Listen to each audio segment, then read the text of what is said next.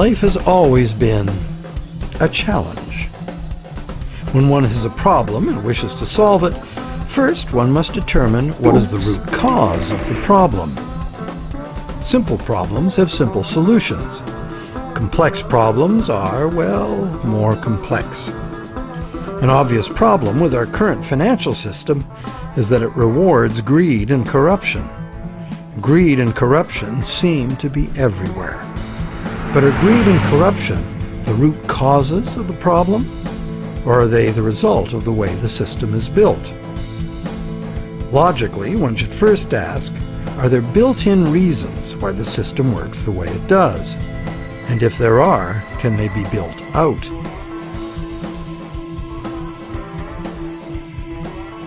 Some say the basic reason the system is unstable and leads inevitably to corruption is the charging of interest. As explained earlier in this series, in our current bank credit as money system, the principal amount of a bank loan is simply created from the borrower's promise to pay back the principal plus interest in money. But the money to pay the interest is not created. The obvious but untrue conclusion is that it would therefore be mathematically impossible to pay off all debts.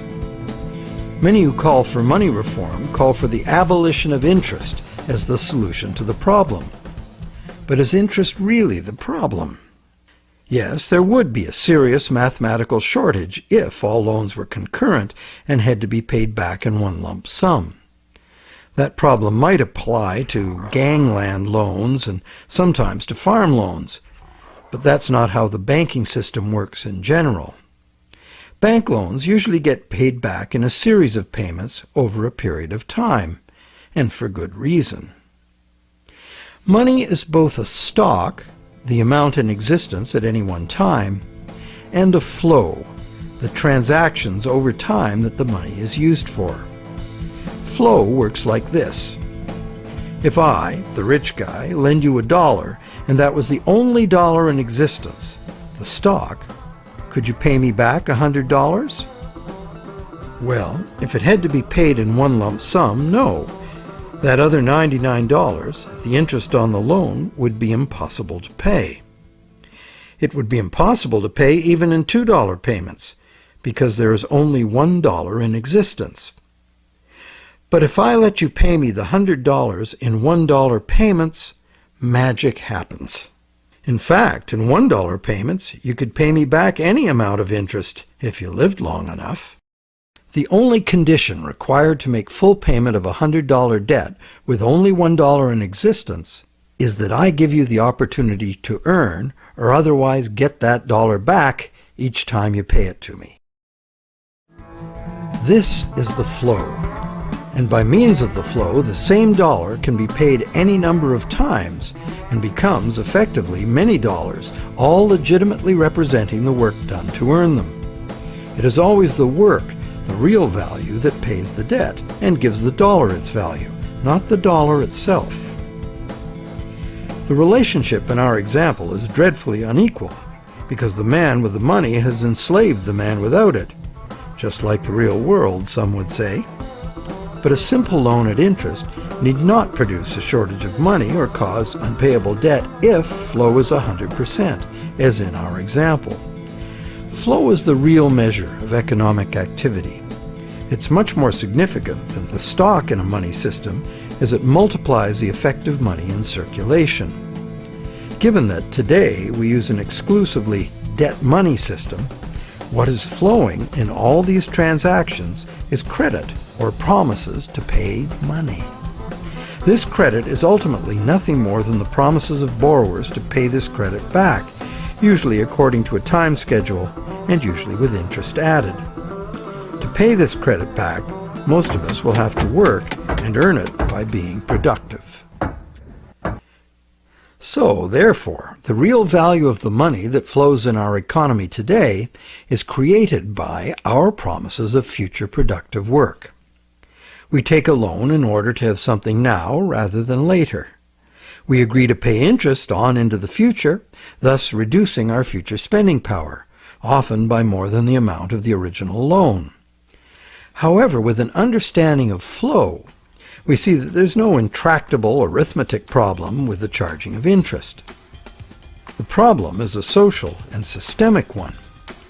Lenders have neither obligation nor incentive to spend all their interest income so that the borrowers can earn it again and again.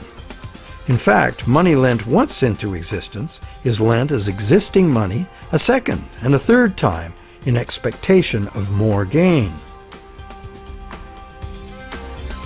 The problem is basically one of incomplete recycling, where money needs to be spent, earned, and used to extinguish the debt that created it. It is instead lent or invested for gain.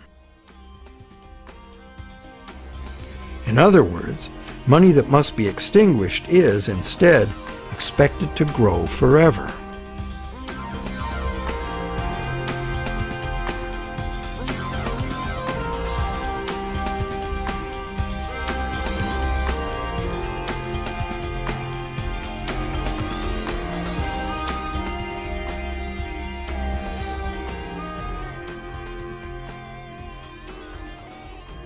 Here's another simple example of a basic mechanism inherent to all lending. Let's say I lend you $100 and you spend it into circulation. It eventually ends up in the possession of someone who doesn't need to spend it and decides to lend it instead. Now once again, let's say this is the only $100 in existence, so you have to borrow it from the secondary lender in order to pay off your debt to me. But now you have to borrow it from me to pay the secondary lender. This twice-lent money has become a perpetually unpayable debt. This debt can never be extinguished, nor even reduced without a default. Notice that interest doesn't even enter into this equation. The problem of perpetual debt remains, interest or no. And even if the money itself is of intrinsic value, like gold or silver, or if it is issued by governments as cash, twice-lent money creates perpetual debt exactly the same way.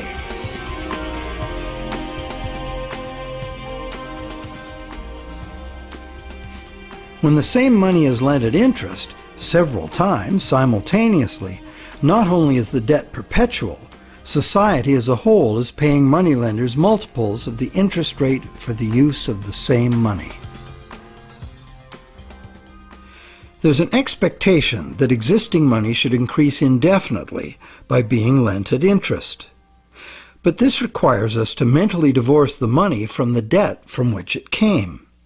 However, the reality is, every dollar created today has a scheduled appointment to be extinguished as a principal payment on the loan that created it. And that's why debt money can't be separated from the debt that created it.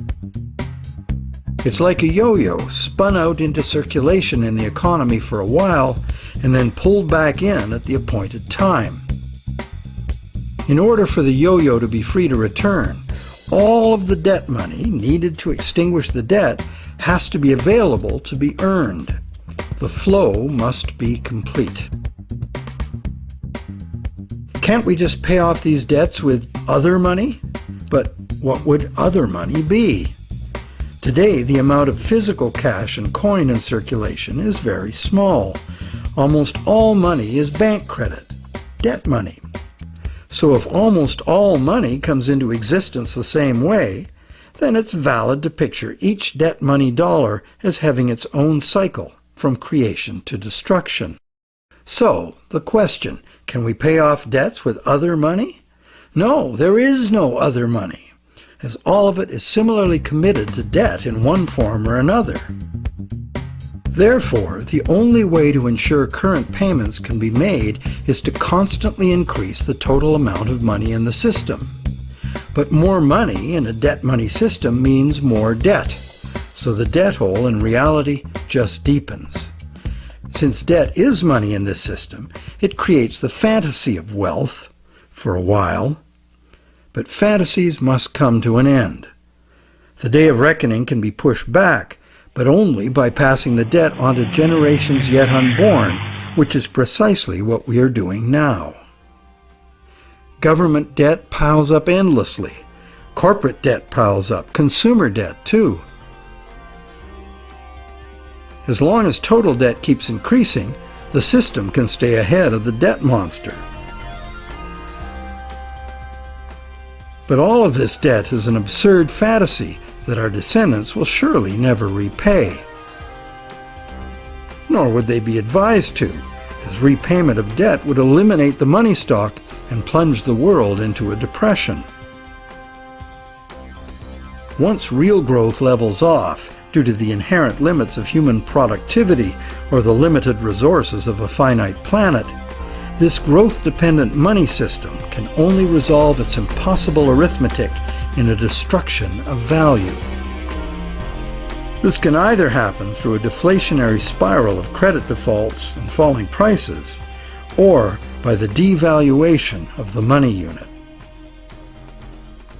Taken to extremes, either course of events will destroy an economy and even a civilization.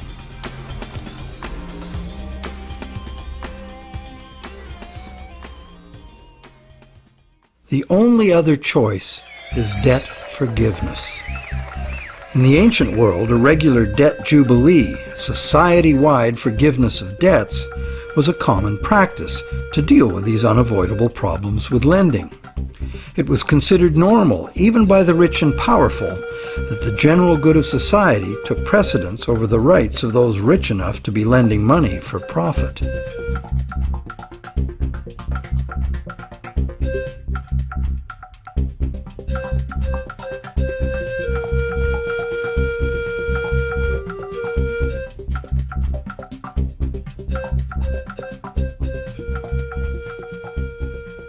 Some say that the money system's problems would be solved if we returned to using gold for money, or silver, or some other limited or hard commodity like oil or energy in general. They argue that this prevents money from being created in excess and backs it with real value. However, it also makes those who actually possess the selected physical substance the only ones with real money. Everyone else would only have a claim on real money. For instance, gold. How would we ever transition back to an honest gold economy with a natural distribution of gold among the population? That's long gone. And why would we want to do that? The gold-based money system is our past. It's how we got to where we are today. Gold is inconvenient. Even more so is a barrel of oil. Therefore, whether gold or oil or kumquats, trade will be carried out in promises. The real question is, if we are going to trade using promises of delivering something of real value, why gold? In fact, why any single commodity? At this time in our evolution, doesn't this very old idea of money merit serious re-examination?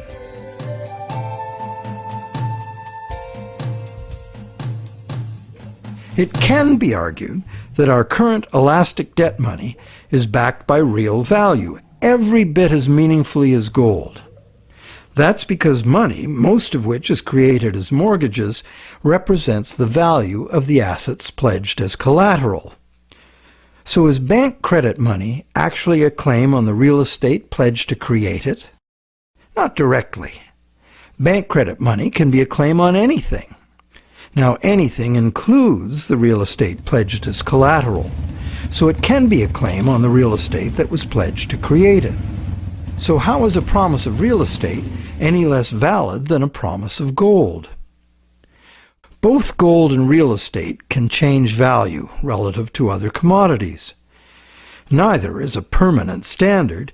In fact, there can never be a permanent standard of value because value is always subjective and variable. So it would seem that the crucial difference between a claim on gold and bank credit is that bank credit is not a claim on any specific real thing, while the promise of gold is. The promise of gold has to be a promise of a specific amount of a specific real thing from a specific promiser. Isn't that the essential reason why many people would consider a promise of gold the better promise? But that is only true if the promise is reliable and what is delivered is really gold. with the discovery that some of the gold bullion sitting in central banks is actually relatively worthless tungsten plated in gold, the whole argument that gold is the most solid, reliable money is shown to be neither solid nor reliable. Precious metal is susceptible to counterfeiting, it's heavy, and it's vulnerable to theft. So to return to commerce via the physical exchange of precious metal coins would mean civilization had reverted to a pre-electronic level of technology.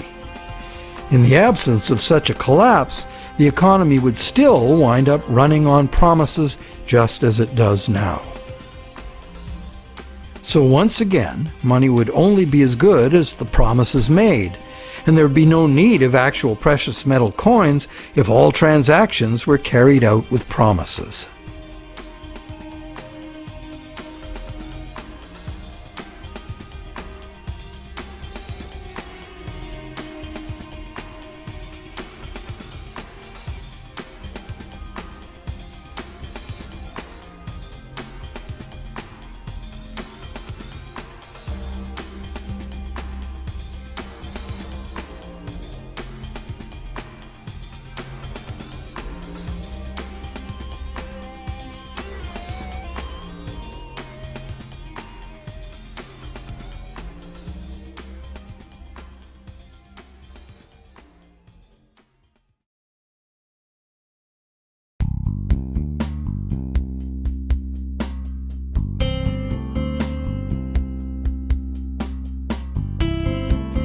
The fundamental question is, what does the need for money to enable trade have to do with the amount of some shiny metal there is, or the amount of any single natural resource or commodity, or real estate for that matter? Where is there any meaningful relationship between the functional need for money and any of these things? To answer that question, let's go back in time and find out when money started and why it became what it is today. We know that Stone Age people had money. In the Stone Age, before writing was invented, money had to be a portable object of value, because that was the only technology available. That's why rare shells and stones, from which jewelry could be made, were ideal as money. A rough standard of value for these money objects developed over large areas, enabling extensive networks of indirect trading. This way, people could obtain specialty items not available in their own environment, and look good doing it. The popular concept of jewelry as a store of value has continued to this day. In later agricultural civilizations, cattle were often the standard value objects for large transactions, and salt for small ones. Salt was rare in those days and valuable. Roman soldiers were paid in salt, thus the term salary, meaning payment for services. With the invention of writing, trade in other commodities could be carried out using promises of cattle and salt. The cattle and salt weren't necessarily what was finally delivered. They were just commonly understood units of value in which the real trade goods could be conveniently priced. Written credits were expressed in these two common units, although they represented a variety of real goods and services. This form of money was ideal for local economies, where traders were known to each other and pledges could be collected upon.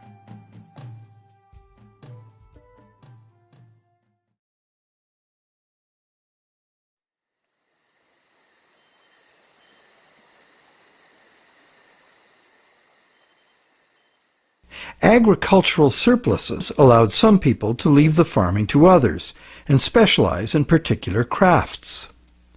This resulted in improved skills and better tools, and that led to further gains in productivity. This specialization of labor required increased trade, as more people opted to produce a single item of enhanced value. They would then need to trade their specialty for the broad spectrum of necessities that past generations had produced for themselves. But direct barter was inefficient. So more trade led to a greater need for money. Over many centuries, various forms of money were tried. Eventually, gold and silver coins proved to be the most useful money objects because they were conveniently portable and similarly valued across large areas of the civilized world. They were also easily standardized for weight and purity, and did not require enforcement of value by some authority, nor redemption in goods from someone far away. Thus, for very good reasons, gold and silver became the universally successful international currencies, accepted as final payment of debt almost everywhere.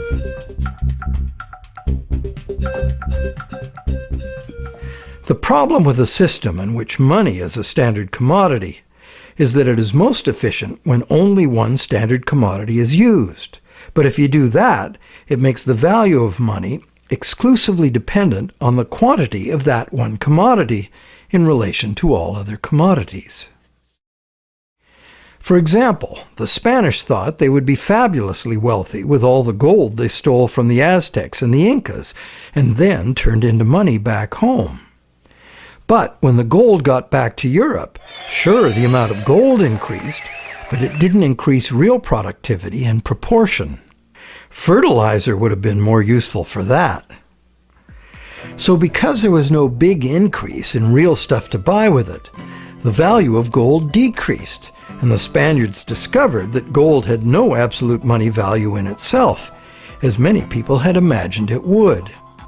Its value was determined by its abundance relative to the value of real goods and services to be bought. Yet many continue to argue that the value of gold, a luxury item of no practical use to most people, should be the measure of value for all the real goods and services essential to our lives. While some campaign for a return to gold, others mistakenly believe that today's money still does represent gold held in a vault somewhere. That hasn't been true for decades. In our current money system, we use national fiat currencies and bank promises to pay in national currencies as the standard commodity instead of gold. National currencies used to be promises to pay in gold or silver, but way more promises were made than could be honored, so that system fell apart. Today, national currency is just legally enforced money, what they call fiat money. That is, it's money you have to accept because the government says so. To many, this government fiat money is just worthless paper. But is it really? We can pay our taxes with it, and governments, especially local ones, provide essential services paid for with those taxes, like roads, schools, hospitals, libraries, police, and military. So government fiat money isn't worthless at all. Now, it is true that consumers of government services have no individual free market choice as to what their tax money is spent on and what services they receive. In fact, many taxpayers may not want those services. So therefore, this money can rightly be accused of being monopolistic, coercive, and socialist. But government is coercive, monopolistic, and socialist by nature, isn't it?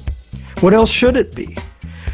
Government in a democracy or a republic is ideally a single authority, empowered by society to enforce laws agreed upon by society for its own collective benefit.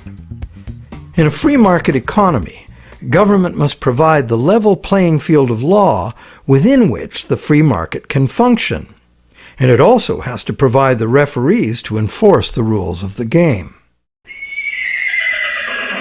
Those who are nostalgic for the freedom of the frontier should recall that the first thing early settlers usually did was elect a sheriff and build a jail and collect taxes to pay for both, for good reason.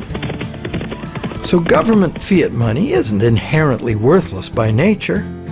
Governments at all levels offer vital services in exchange for it. It only becomes worthless when government creates too much of it, which it often does, and for the worst reasons. While many reformers are fixated on the differences between gold and fiat currency, what's more important is the essential similarity. Being single, uniform commodities, gold, silver, national currencies, and bank credit all share the characteristic common to monies for millennia past. The more money there is, relative to the real things available to buy, the less the money unit is worth. Thus, the total quantity of money in circulation is extremely important to maintaining the general price levels. And today, this quantity is largely determined by the demand for new money to purchase real estate and speculative equities. This makes the supply of money for general trade particularly vulnerable to real estate and stock market bubbles.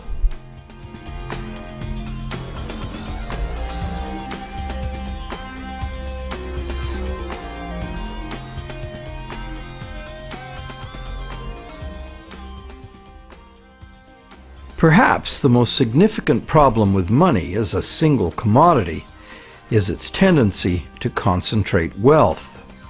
Those who have no money must get it from those who have it to lend. Anyone with extra money can lend it at interest, and if, rather than spending all of the interest, they add any of it to their lending capital, they will accumulate even more money to lend. One reputable study counted all the ways we pay interest, directly on our own debt and indirectly in prices and taxes for corporate and government debt. This was compared to the interest we earn from all sources. This study found that only the richest 10% come out ahead.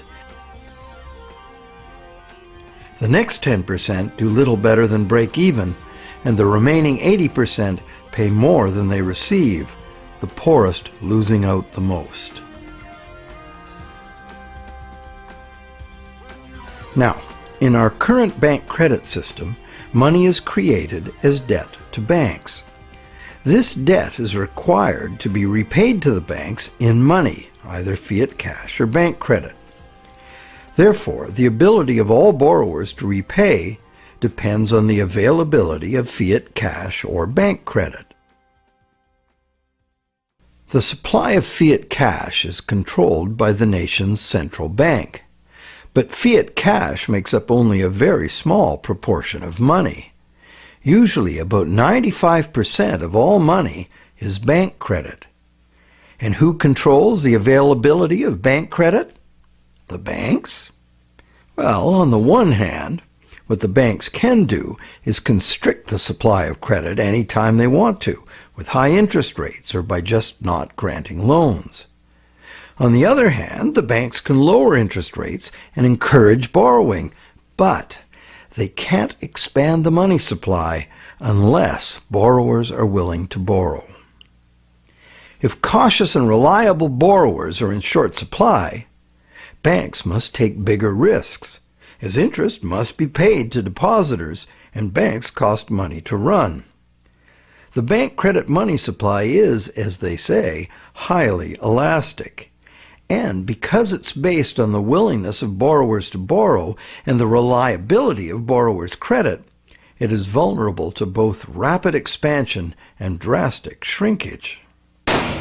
Also, everyone is legally obliged to pay in money. Now, money in reality is just an accounting of debt, and accounting follows strict rules, so the whole situation is governed by inflexible numbers.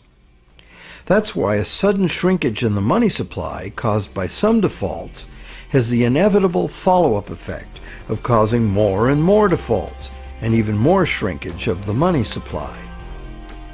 This self-reinforcing downward suction leads us into economic collapse and the economic and social absurdity of unemployed, dispossessed people camping outside their empty, vandalized homes. And what does the government do about it? It loads bankrupt taxpayers with astronomical fantasy debt that will never even be reduced, never mind paid off.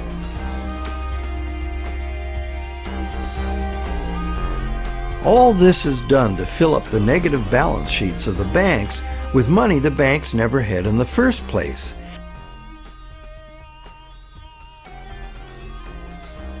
And then they use it to pay themselves obscene bonuses.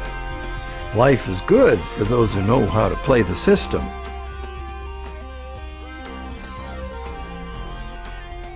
The bailout scam was the biggest daylight robbery in the history of the world. So far.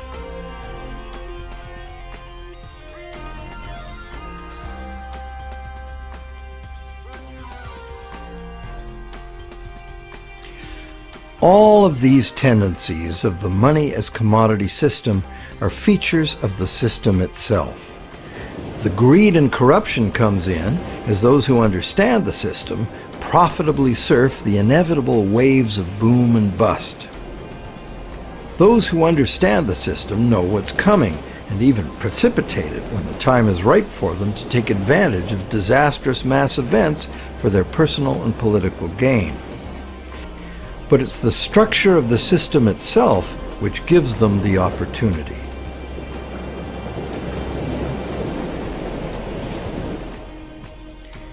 And they have taken this opportunity over and over again since ancient times. People complain of the injustice, blame each other, blame the left or the right or whoever the scapegoat of choice is. But they never really catch on to the reasons this keeps happening. That's because most of us shy away from trying to understand the true nature of money and of freedom. The basis of freedom is essentially the freedom to exchange goods, services, ideas. If you create something in proven demand, you and only you should have the right and the freedom to create and spend the credit money needed by someone to buy it. Money as a portable uniform commodity was invented a very long time ago. It was the only choice using the technological means available at that time. But times have changed. So why is this outmoded technology still the prevailing concept we have for money? Could we go beyond money as we've known it? Could there be a new basis, a fresh concept, a design that could more effectively address the real purpose of money in the 21st century?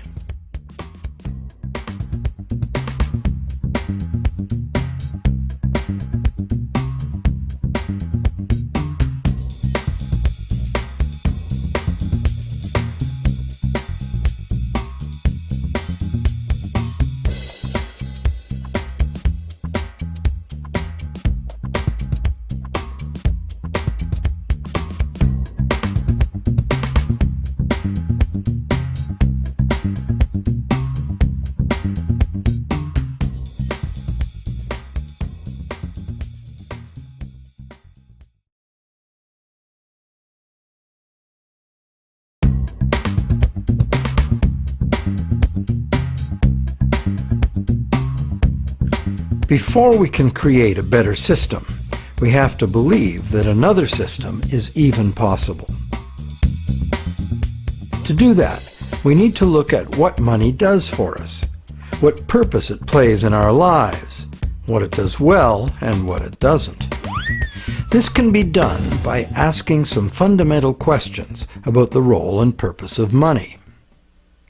First, what is the one essential purpose of money for which there is no substitute?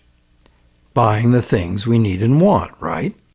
Direct barter is so cumbersome, and money so versatile and convenient, that money in some form must be considered a necessity for any kind of complex economy.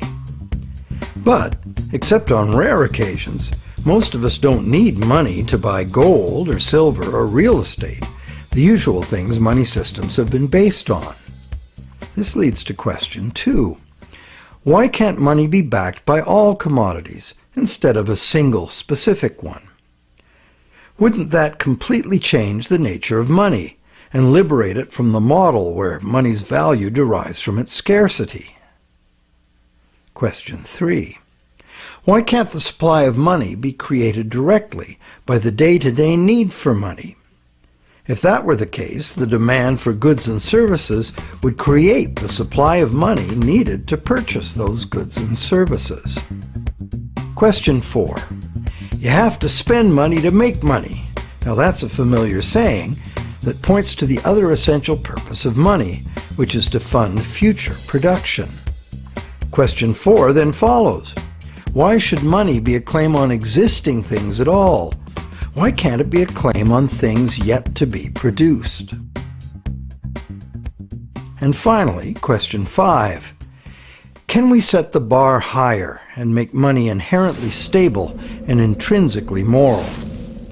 Is it possible to create a money system that balances and corrects itself automatically and distributes wealth more fairly? The answer to all of these questions is to eliminate money as a single uniform commodity. Instead, money should be a promise of or a voucher for a specific amount of any actual thing in demand, whether it exists already or will be produced in the near future. Money would then cease to be a thing in itself and instead be simply a unit of measurement for the value of real things, like minutes are for time, meters for length, and tons for weight. This idea of vouchers for real things goes all the way back to the invention of writing in numbers, and probably preceded the widespread use of coins. But until now, it was only practical for limited and local use. Our advanced technology, at long last, makes this concept practical for global trade. And there is a growing use of trade vouchers for real products already happening in business-to-business barter networks around the world. Once values can be reconciled by a common unit and transactions carried out using modern technology, there's no longer any need for money as a single uniform commodity. Most money is already just accounting, not a physical thing. Credits used as money could, and probably would, still include vouchers for gold, silver, and taxes. But they would also include vouchers for food, clothing, shelter, services, in fact, anything in reliable demand.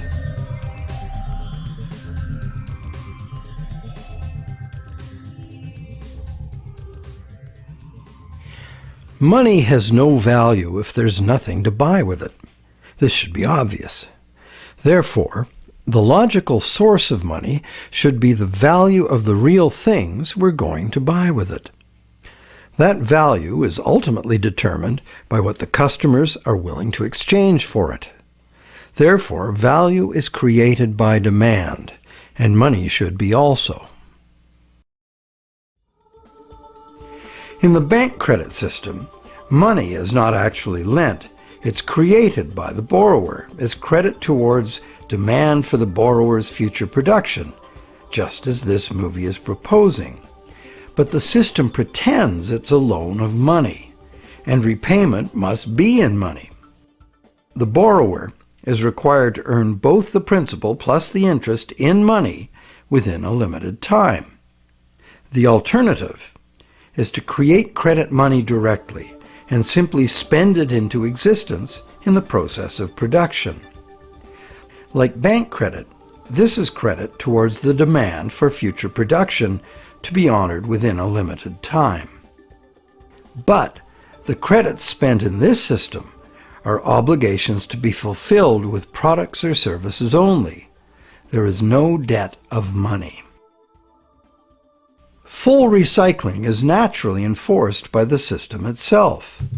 The money created to produce something must equal the money needed to buy it when it's ready for sale.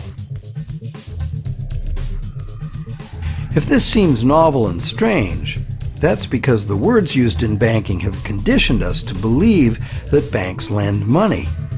In truth, we self-issue credit now by signing the loan document and pledging our future productivity to repay the so-called loan. Our promise of repayment in money is what creates the money. And most of us will have to earn the money we repay by producing real goods and services of value to our fellow humans, just as if we had issued our credit directly. In our current system, the bank doesn't actually have the money it creates for us. The bank does, however, validate our self-issued credit by undertaking to lose the amount created if the loan is not repaid.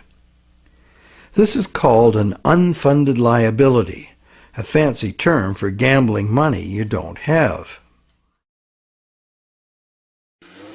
Thus, our personal credit becomes both the bank's source of income as interest and also a potential loss to the bank. As the bank increases its income, it also increases its potential losses, which it knows it cannot cover. As banks are only required to own assets that cover 4 to 8% of their potential losses, losses more than that will put the bank out of business and require deposit insurance to bail out the failed bank's depositors. Like the banks themselves, the deposit insurance can only cover a small proportion of its potential losses, so the burden of saving the system eventually falls on the general taxpayer, the only one who can be compelled by law to take on the bank's gambling losses. The public as a whole must go into debt to create the new money needed to make up for the private liabilities that were unfunded in the first place. We can go on endlessly about the numbers and who did what, completely missing the point. The problem arises because we are enmeshed in imaginary numbers generated by an inhuman, unnatural, and ill-designed system which has become completely divorced from reality.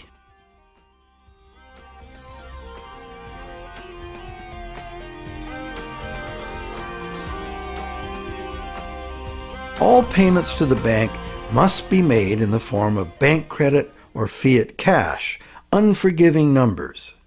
So the first difference to note between our proposal of producer-issued credit money and bank credit is that where bank credit is payable only in money, self-issued credit is payable only in goods and services. In the first case, if the bank credit borrower fails to pay the bank principal plus interest in money, the bank takes whatever was pledged as collateral. Neither the bank nor the borrower has any means to ensure there is enough money in existence for everyone to pay back their bank credit. And neither party has any control over the value of the collateral either. The collateral may plummet in value and be insufficient to cover the bank's liabilities, causing a book loss and threatening the security of all the bank's depositors. When severe and widespread, this structural problem can bring the entire economy to a screeching halt in mass bankruptcy.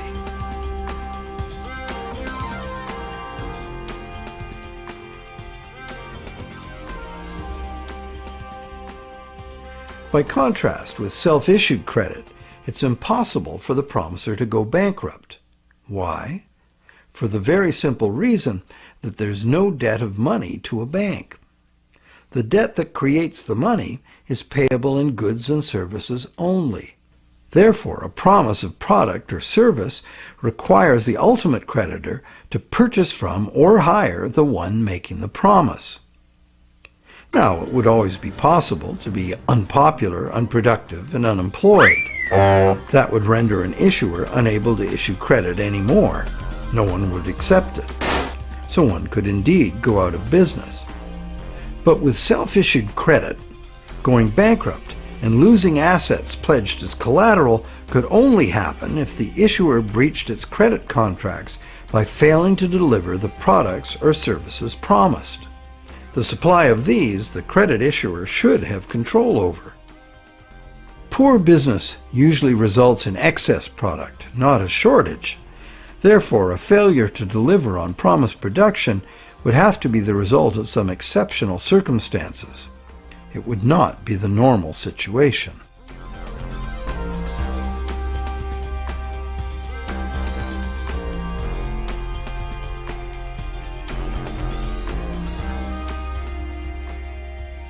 There's a second difference between our proposed concept of producer-issued credit money and bank credit. The principle of money as a single uniform commodity could be applied to individual producers rather than to the money supply as a whole. This could be accomplished through an automated market. Why would this be a good idea? Didn't we just show the negative effects of money as a single uniform commodity? The answer is, when the scarce commodity principle is applied to individual credit issuers in a free credit market, the system becomes automatically self-correcting. The scarce commodity principle would force each individual credit issuer, from individuals to corporations to governments, to be responsible for spending exactly what they take in, a balanced budget, full recycling of the money. Their success at balancing their budget would determine the relative value of their credit in a free market where credits are exchanged. Perfect parity with the universal value unit could only be achieved by perfect balance of trade. How? By means of a public digital exchange based on some elementary school arithmetic.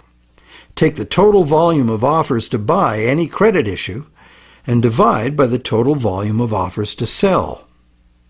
This is not a bargaining session between people to arrive at a price. The price is determined by the demand-supply ratio automatically. This producer-issued credit creates money as demand for actual production, and it automatically and relentlessly revalues the issued credit money in real time. This means that the total purchasing power created by the issuer always equals the real current demand for that issuer's purchasing power. Like a claim on gold, there's a specific value in real goods promised, and a specific promiser to collect it from. However, this form of money is not a single uniform commodity like gold. It is instead the promise of delivery of an unlimited quantity and variety of commodities actually in demand. The value of any given credit is simply what the issuer will give in real goods and services to get its voucher back. Logically, the most reliable credit money would be issued by those whose products are necessities. Producers of energy, food, minerals, raw materials of all kinds, manufactured goods, and construction would all be logical choices to issue credit. As well as these foundational issuers, in any given economy there would be third parties using the issuer's credit as money. The more issuers in a community and the healthier their credit, the more abundant the local money supply, and the more prosperous the people of that community would be. That money, being promises of specific products at set prices, would not be subject to revaluation due to the total amount of all credit in circulation. It would be directly affected only by its own internal balance of trade. The productivity of the people and the demand for their production would directly create the spending power available to them without interference from afar. There would never have to be an artificial shortage of money in a local town caused by the financial shenanigans of greedy people in distant cities or countries. The power of money would be localized and made self-responsible. In sufficiently productive economies with many successful issuers, there would be more than enough money available to service third-party transactions. In fact, the prices of goods and services in this third-party economy could rise due to a local abundance of spending power. As all prices would be in the same unit, local price rises due to abundant money in the third-party economy would be restrained at some point by easy comparison with prices elsewhere. Whether credits as a whole were scarce or abundant in any given community, any given credit would still only be redeemable for exactly what was promised by its issuer: specific goods and services at advertised prices.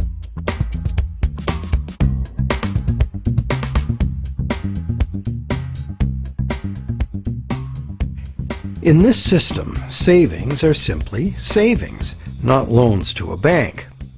Like gold coins in a buried chest, saved credits would be out of circulation entirely. But unlike gold coins, these credits would also act like bonds. They would provide a yield, interest. Why? Because when someone accepts the issuer's credit as money in exchange for their goods and services, they have extended credit to the issuer. They've traded present value for future value. The credit then gets passed around as money amongst those who will accept it.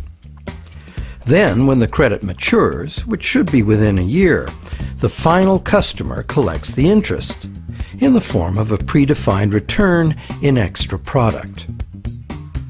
In practice, this would take the form of a lower price. Anyone not purchasing with the issuer's own credit money would pay the full price. Buyers of large items, and everyone at the wholesale level, would always take the trouble to trade for the specific credits they needed in order to reap all the benefits available. If unredeemed, these credits must expire shortly after maturity, because credits are promises, and promises should not be held over the head of the issuer forever. It's spend 'em or lose 'em. So how can these expiring credits be saved? Quite simply, really. Maturing credits must be traded in for new ones. This would create an active exchange market, as credits would have to continually flow from those who were saving them to those who wanted to redeem them for the issuer's goods or services. They would have to be replaced in exchange by the newest possible credits that could be saved. This constant trading would accurately determine the real moment-to-moment value of individual credit issues. In addition, this trading would yield truthful and timely insights into the likely realities of future demand.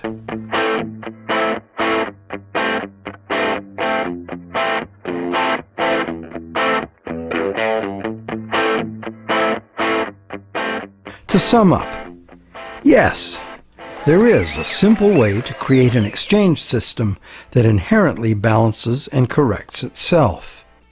Yes, this system favors a broad and more equitable distribution of purchasing power, as business success very clearly depends upon spending money so that potential customers can acquire it. And yes, purchasing power can represent all commodities, not just one.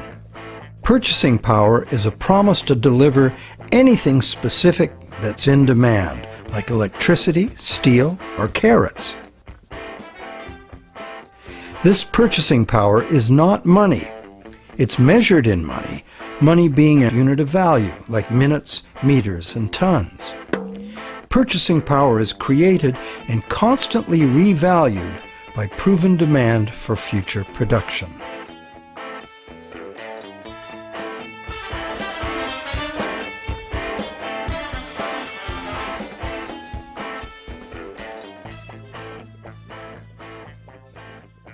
Where does the money come from for investment? All money in this system is an investment by its very nature. The acceptance of an issuer's credit in exchange for goods or services now is an investment in goods or services to be delivered in the future. Conceivably, there could be two types of product credit money. One type would be short-term, to be used in general circulation as money. This would fund current production.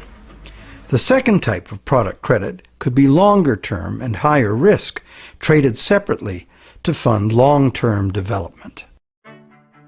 Such long-term credit would be redeemable in product, normal credit, or equity shares. Shares in equity would continue to be the foundation of investment, and dividends to shareholders would be one of the costs of production. Dividend money would also need to be spent or exchanged before it expired, so that the flow of purchasing power to the issuer's customers would be maintained.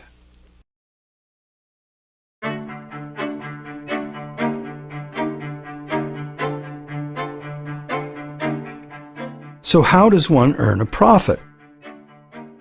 the same way one earns a profit now, by selling production for more than it costs to produce it. However, in this proposed new system, the issuer of credit must maintain a perfect balance of trade for their credit to remain at par. Therefore, taking in more than was spent would just cause a shortage of their credit in the market. This shortage causes the value of that credit to rise relative to the prices which are expressed in the universal value unit. This sounds good, but it isn't. The issuer's credit is worth more than par when spent, seemingly a benefit to the issuer. However, if an issuer's credit is over par when redeemed for goods or services, it will cost the issuer even more in real goods and services to get it back. Why? Because everything is always priced in the universal unit.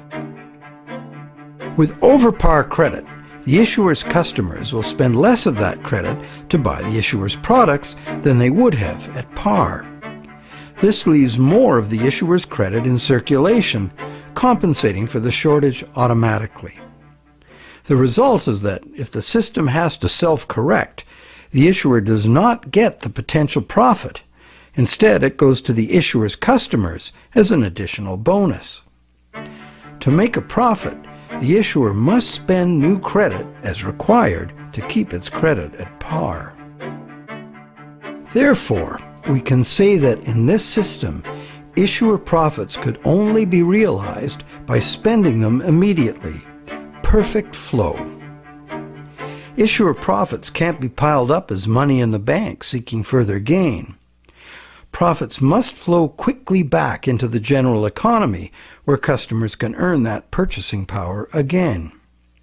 An employee bonus of immediately redeemable credit would be a fair, popular, and effective method of quickly sharing profits to avoid overvaluation.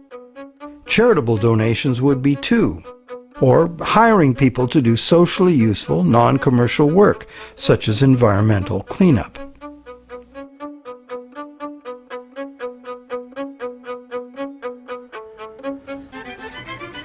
People are always losing their jobs to machines. What can be done about that? This proposed system is based on 100% recycling of purchasing power. Gone is the overhanging debt at interest to banks. Gone are the loan payment schedules. Gone is any possibility of bankruptcy, because there's no bank to rupt. If the issuer wishes to sell X units, the issuer must spend enough credit into circulation for the customer to buy X units. If a machine replaces a person, it's very clear that issuers must still supply their customers with the purchasing power to buy their production. This is something Henry Ford realized long ago. He paid his workers 3 times the going wage. This enabled them to buy the cars they were building and thus expand the industry. But this essential principle of a successful economy has been forgotten in recent times. Cost-cutting for shareholder profit has savaged the purchasing power of wage-earning consumers. This has suppressed demand, bringing on even deeper cost-cutting, offshoring of jobs to cheap labor nations, expanding debts at all levels, defaults, bailouts, and all the distress we are witnessing. In contrast, this proposed system would require distribution of the full purchasing power to the customers, even if no human employees were required.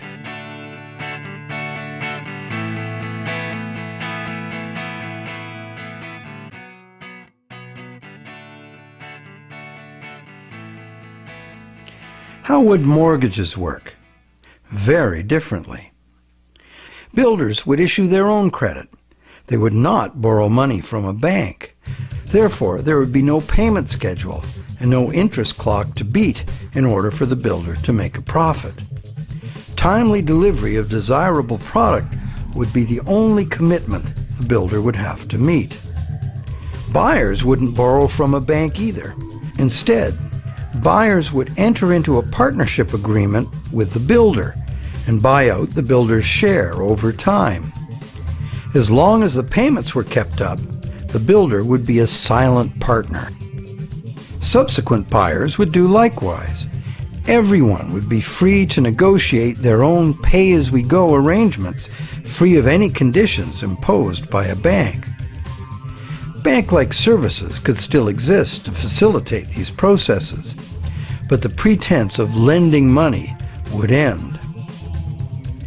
In this mortgage partnership system, no one would lose their equity in any partnership until what they paid in is paid back out to them. Forfeiting collateral would be a thing of the past. In addition, payments in this system would have what economists call a counter-cyclical effect. Here's how it would work. In a growth cycle with a boom in housing, the issuer could gradually increase its credit issue to pay more people to build more houses because it would have a gradually increasing revenue stream from new sales. On a downturn, the builder must reduce production to meet reduced demand. This means a reduction in new credit issue. But incoming long-term payments remain the same, creating an imbalance that will eventually overvalue the issuer-builder's credit. Therefore, the issuer-builder must still spend as much as it takes in to maintain its credit at par. To accomplish this, the issuer could pay laid-off workers, reduce buyer payments if requested, invest in a new job-creating industry, give to charities, or spend it all foolishly. The point is that by whatever means, the same amount of credit must be spent as is coming in. This amount would only very slowly taper off as some of the payments finished. This would make long-term debts like mortgages natural bridges over economic downturns. This would be the opposite to what happens in the current system. In the current bank credit system, the principal is removed from circulation once it's paid to the bank. This money requires a new loan to replace it. If no one's willing to take this loan, the money supply is reduced. If every dollar has been lent multiple times, as in our current situation, the lack of $1 in new loans results in an unavoidable shortage of principal with which to pay off multiple loans. In contrast, the self-issued credit must be immediately returned to circulation, interest-free, as spending. A decline in the real estate market would still mean fewer jobs building houses, but the possibility of widespread foreclosures and homeless people camping outside of their vandalized homes would be gone. To the house buyer and citizen, the proposed new system offers the following benefits. No one is doomed by the calendar and by the dictates of a bank formula. No one ever loses their equity in any property they've paid for. And no one needs to fear that widespread defaults will result in a deflationary death spiral or ridiculous bailouts, because in this new self-issued credit system, long-term mortgage payments will provide a natural bridge over economic downturns.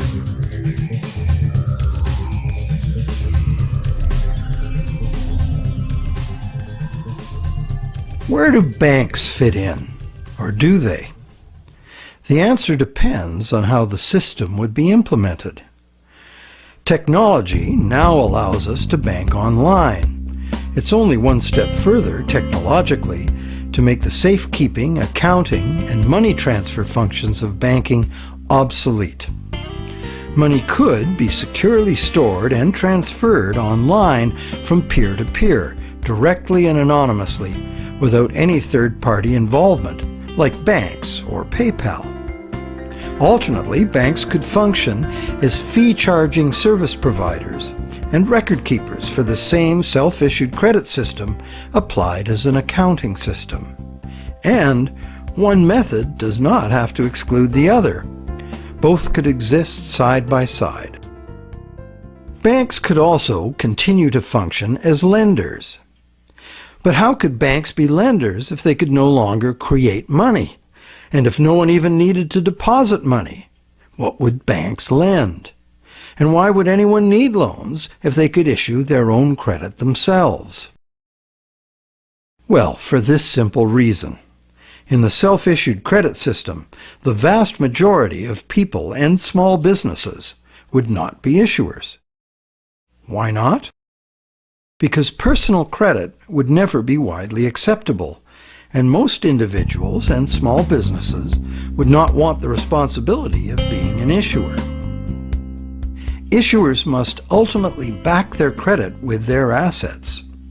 Should they breach their contract by failing to deliver the goods or services promised, they could be forced into liquidation to satisfy their creditors. In a large corporation, the equity investors would likely put up more funding to ensure production, as this would be the only way to save their investment. But for individuals without such resources, it could mean selling their homes because they fell ill or misjudged costs or any number of other reasons, not a position most people would want to be in. So while one main goal of this system is to develop a society that would operate from savings rather than debt, there would still be a demand for consumer loans and business loans among non-issuers. Loans of existing credit already in circulation could continue to be made on the personal or institutional level, but new credit could only be created by issuers as promises of real products and services. Issuers could lend directly to trusted borrowers, such as employees. Issuers could also supply their credit for banks to lend at interest.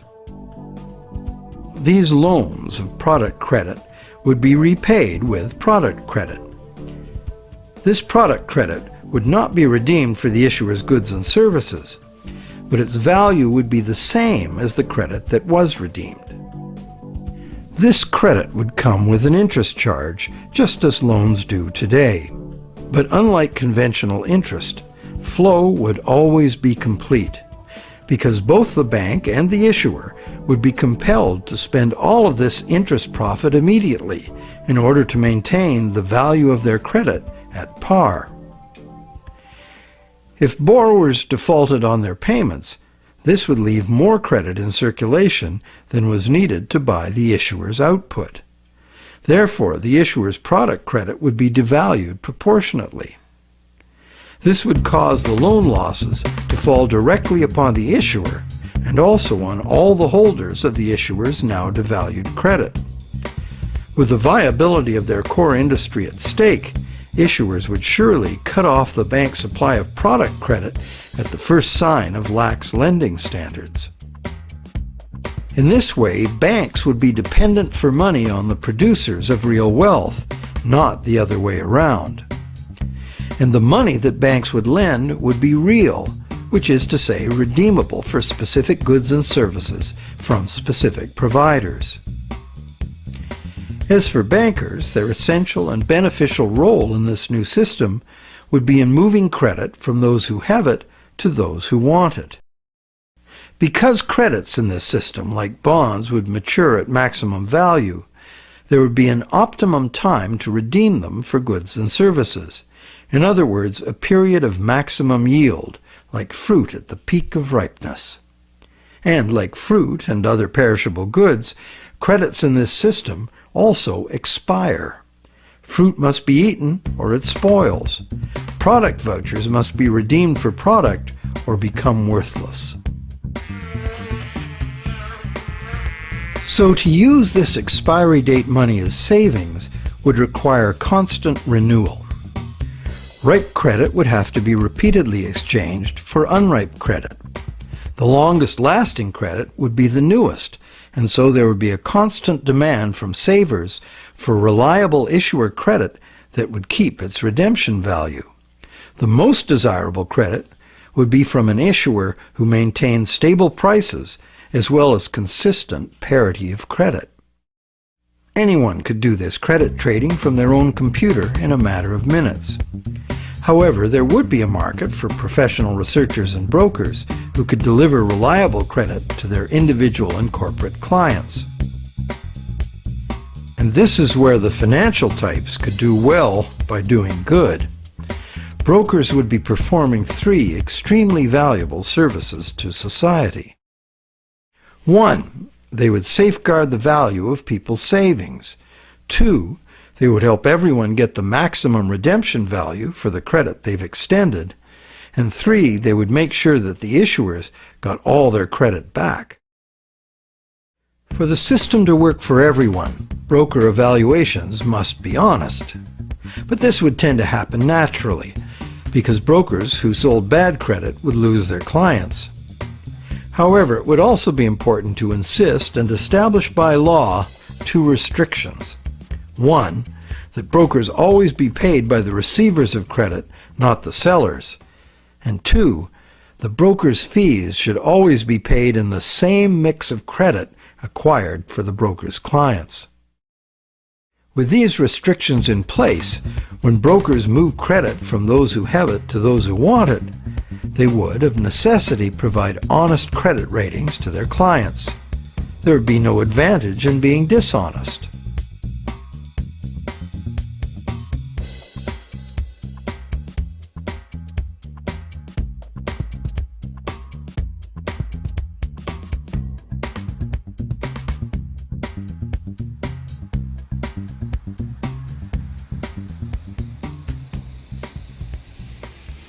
Suppose you saved up $100 million.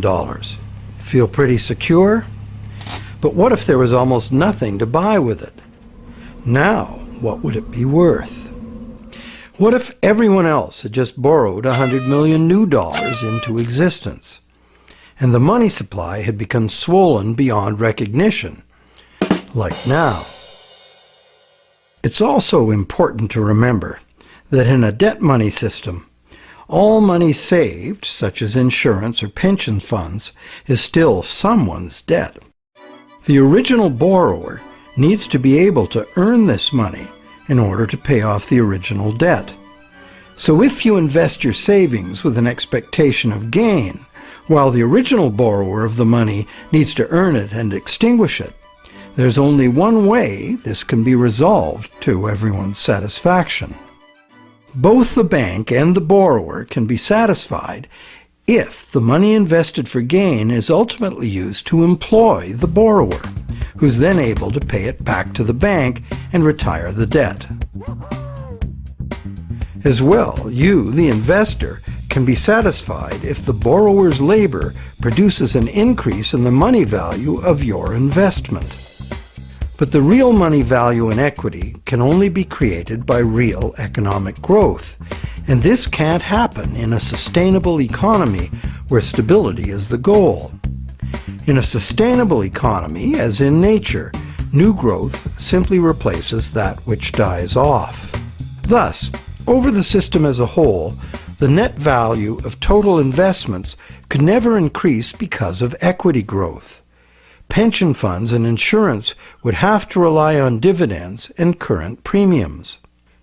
But even more fundamentally, we need to understand that we can't eat money. The simple truth is that in almost every case, current needs must be met from current production. Our future cannot be ensured with saved-up money. We can really only ensure that supplies of real goods and services will still be there for us in the future by protecting our environment, by preserving topsoil, protecting species biodiversity, and by stopping war and the poisoning of the planet. The list goes on and on.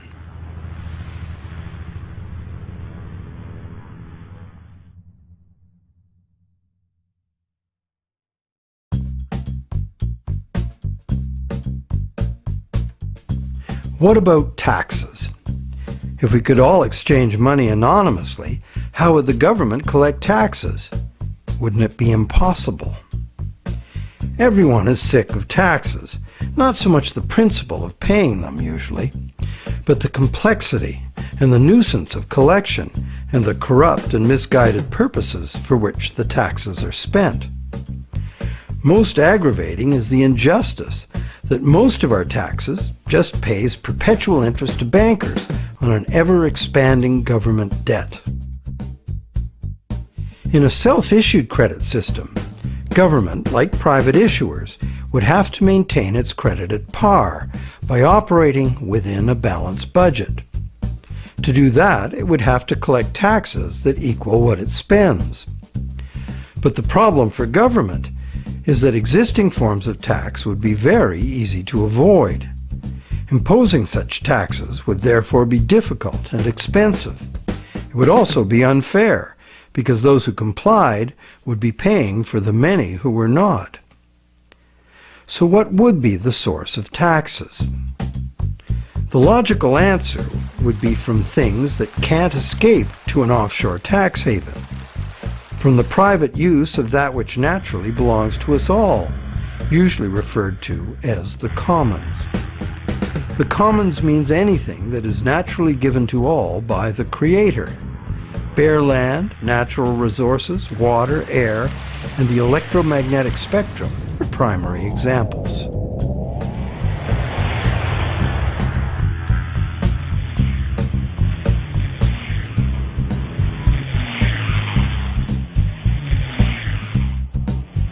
Taxing the commons applies tax at the base of the production process. This way, taxes are included in the price of all goods and services that consume or use the natural commons.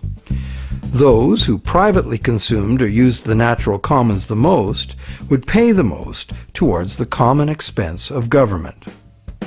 But the commons is not inexhaustible. The world and its resources are finite. As this understanding dawns on the world, we propose to put governments in a new position, one that requires leadership not from bankers and lawyers, but from eco-scientists and experts in sustainable culture. This is because governments, stripped of other sources of revenue, would be forced to rely heavily on the sustainable husbandry of all natural resources and commons within their jurisdiction. Most government revenues would come from resource royalties and user fees. In addition, a general sales tax could be enforced through mainstream retail businesses. And where there are socially and environmentally unwelcome activities, governments could also target them with punitive taxes. The result of this new approach to taxation would be much higher prices on resource-intensive items, especially non-renewable ones. But it would also result in the elimination of most existing forms of taxation.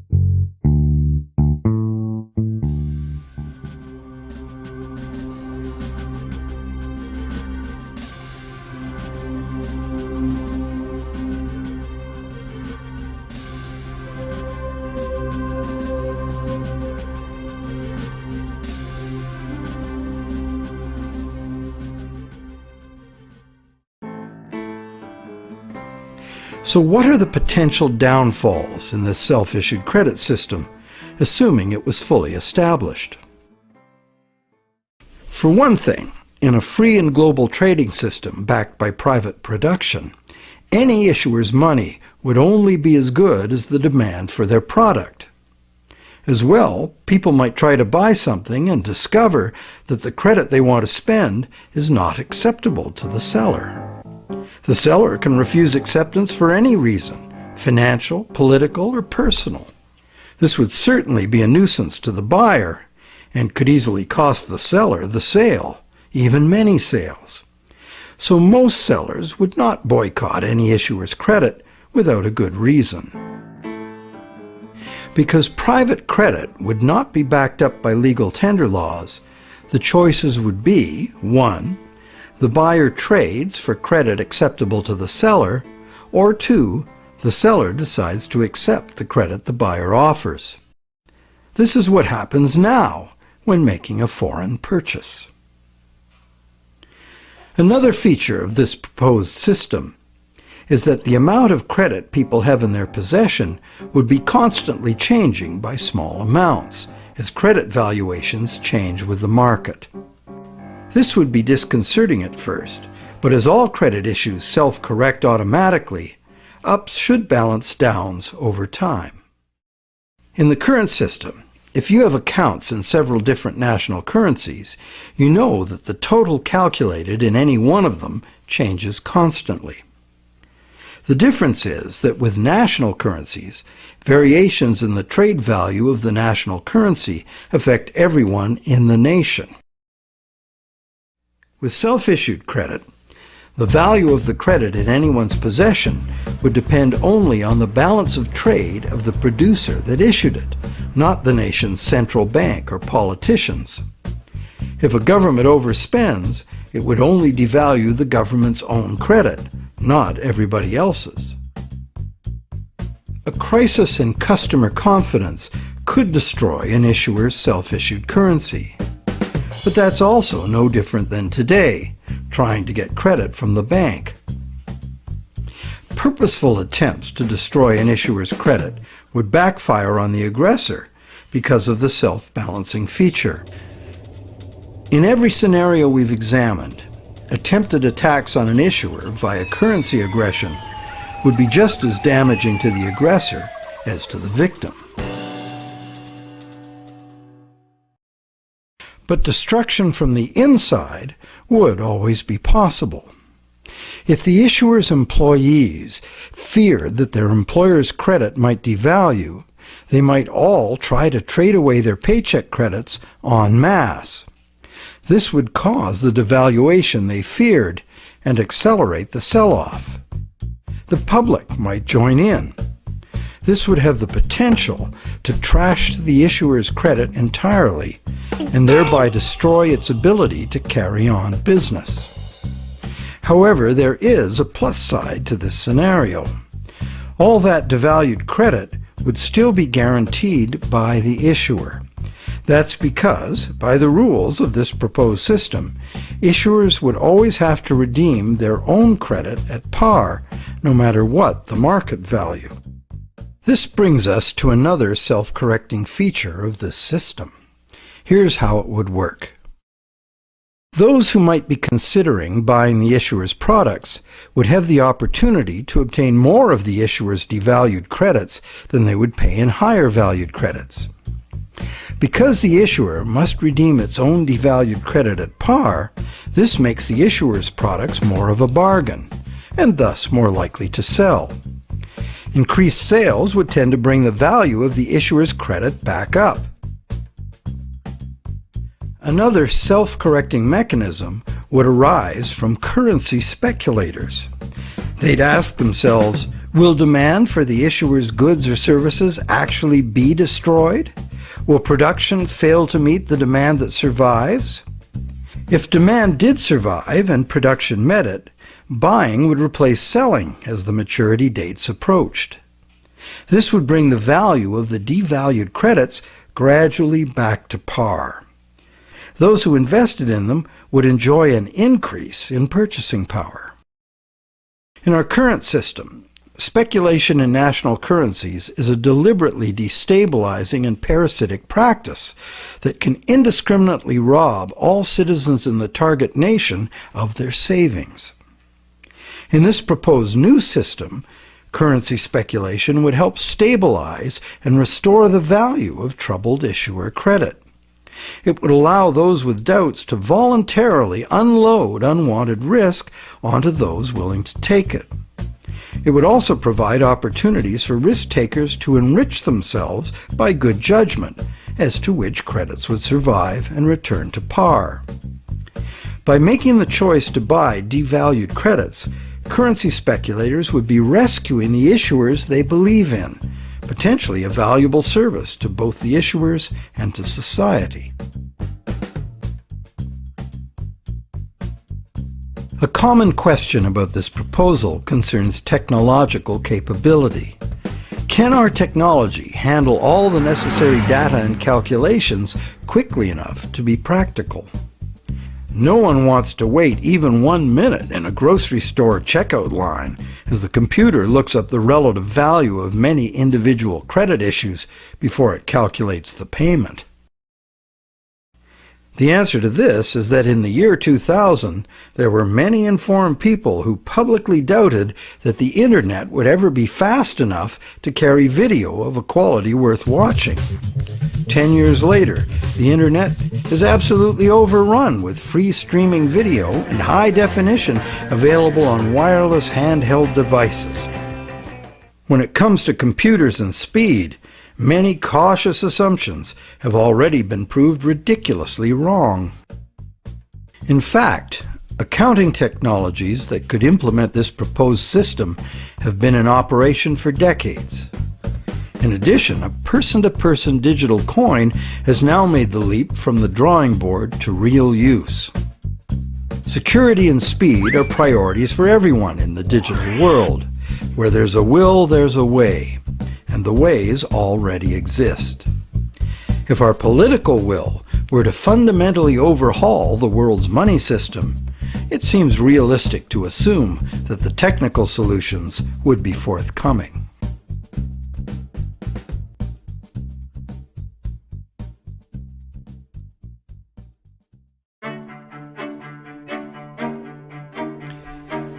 We've saved the toughest question for last. How is the value unit defined, if value is always subjective and variable? The real answer is, one can never know what the full value of any trade might have been for those involved. Every act has many potential values in our lives: financial, personal, karmic, historic, or whatever. For purely commercial purposes, the money value of something is simply the number of money units agreed upon when it's sold. If it's resold tomorrow for more or less, its value has changed, even though the thing has not. And it could change back just as easily. We have widely agreed upon money units now. They're called national currencies. They're no longer promises of anything specific, and their relative values are defined by speculators out to profit themselves at everyone else's expense. Nonetheless, national currency units are abstract measures of value that have established a common understanding by being the units in which we price real things. They are, in fact, the only functioning units of value we have. It's been several generations since the masses of people habitually measure the prices of their daily needs in gold or silver equivalents. Quite the contrary, we value gold and silver and everything else in national currencies. So it makes sense to derive any new currency unit from these existing currency units. Now, it's mathematically simple to translate the often wild fluctuations of one currency against another into a smooth curve down the middle. Speculators love the fluctuations because they provide opportunities for quick and unearned profits. On the other hand, productive business does best with a smooth and predictable trajectory. A little bit of simple math can make a smooth curve out of several jagged ones. This smooth curve creates a new harmonized global currency unit, in the same way that removing the noise from a scratchy audio signal produces a clear tone. As the debt money system tears itself apart in wild gyrations, this new global money unit could come into existence by arbitrary definition as the stable midpoint at the center. So, to conclude, the proposed unit of value is to be a purely abstract notion of value, which in truth would always be unique to each individual, as value always is. Initially, this new unit of value would be defined by a simple formula, giving it a value in relation to today's national currencies. It would not, however, be tied to any of them. Once established, the new unit would cease to define itself by existing currencies. Instead, its value would be defined by the prices issuers charged for their goods and services. Ties to the bank credit for national currency system would be left behind, and the new global self-issued credit system set free.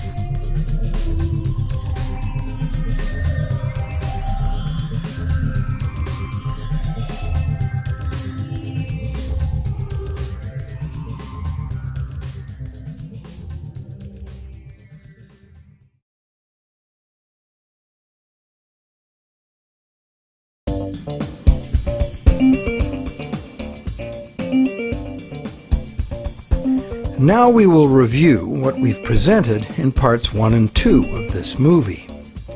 In doing so, we will be comparing today's system based on promises of payment in money with our proposed system based on promises of payment in real production. In the current system, money comes into existence when it's borrowed from a bank. The bank charges interest on top of principal, but the money to pay this interest is not created. Therefore, as we've demonstrated in Part 1, the bank must spend 100% of the money it takes in as interest, and this money must not be lent a second time. Otherwise, the debt becomes perpetual. Perpetual debt can never be eliminated or even reduced without causing a default.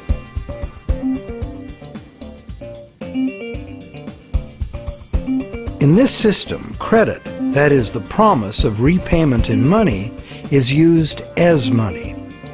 By using the promises of money as money, the distinction between money and credit has been lost.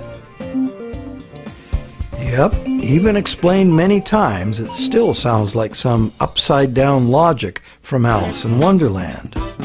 But it's even worse. Banks can issue new promises to pay money based on having existing promises to pay money, or on bets that someone will or won't pay, or on corporate equities, so that an enormous inverted pyramid of debts and bets can be based on a few debts at the bottom, like the most fabulous house of cards, all made out of, quote, unfunded liabilities.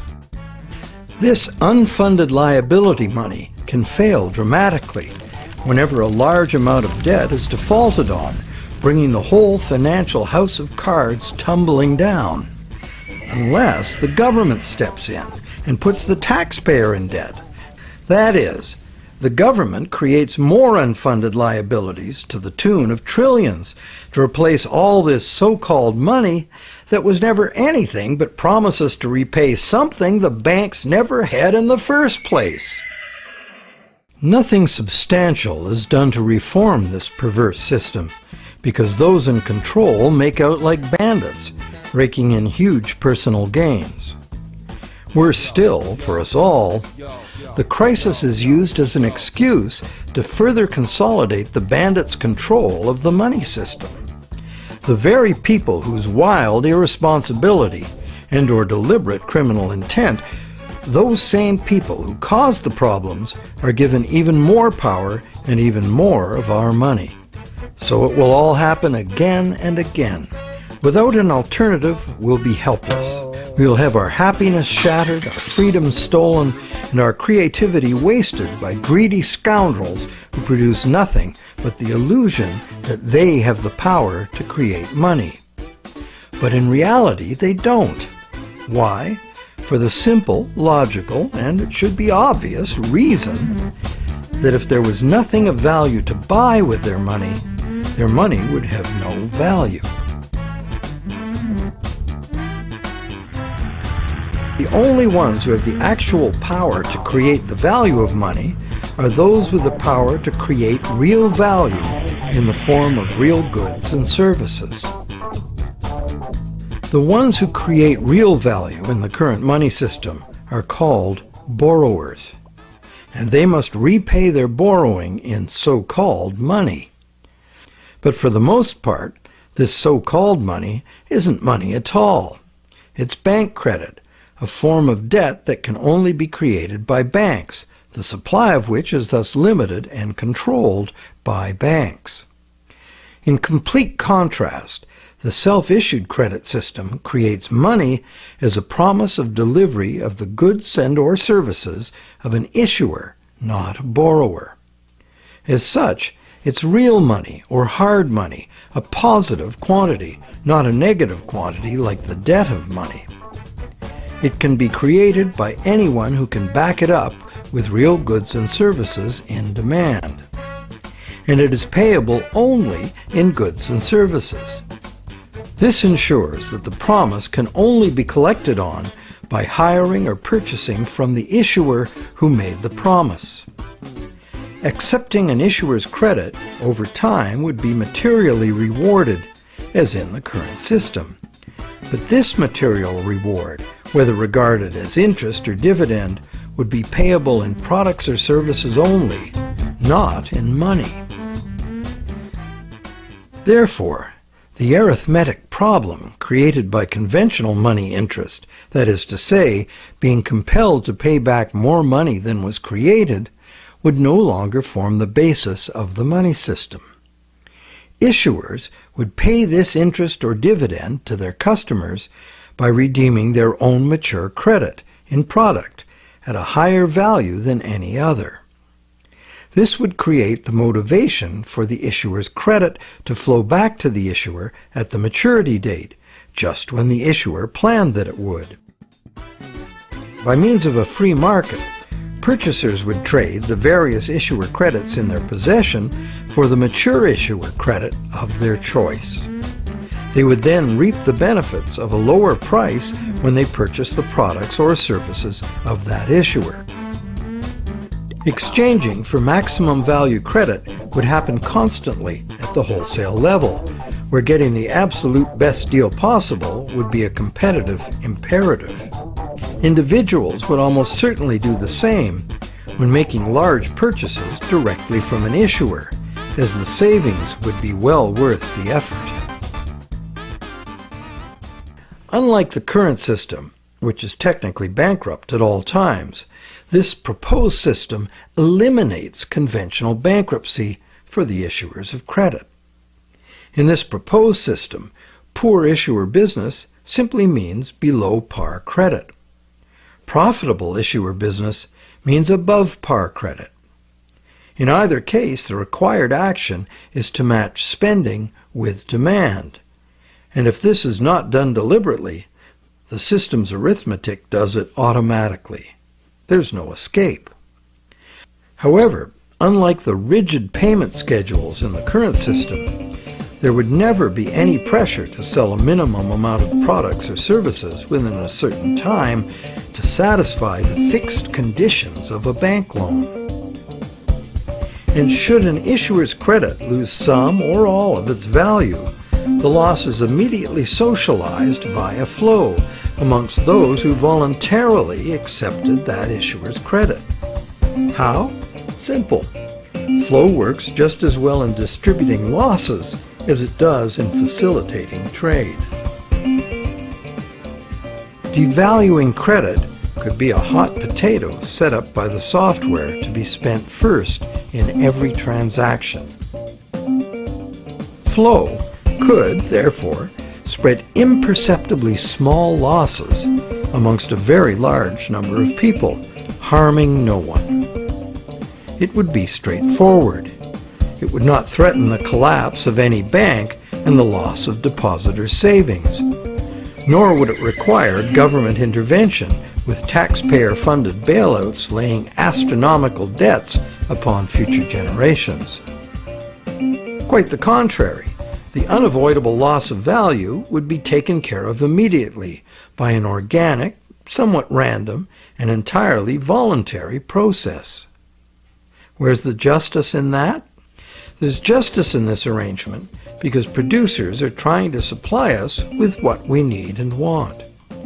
Consumers would have nothing to consume without producers, and producers would have no one to produce for without consumers. So, in reality, consumers and producers are indispensable partners for each other. So why should the producers take all the risk and the consumers take none? If we think of farmers, the concept should be clear. If they don't grow food, we don't eat. That's a fact that today's spoiled consumers should reflect on before every meal.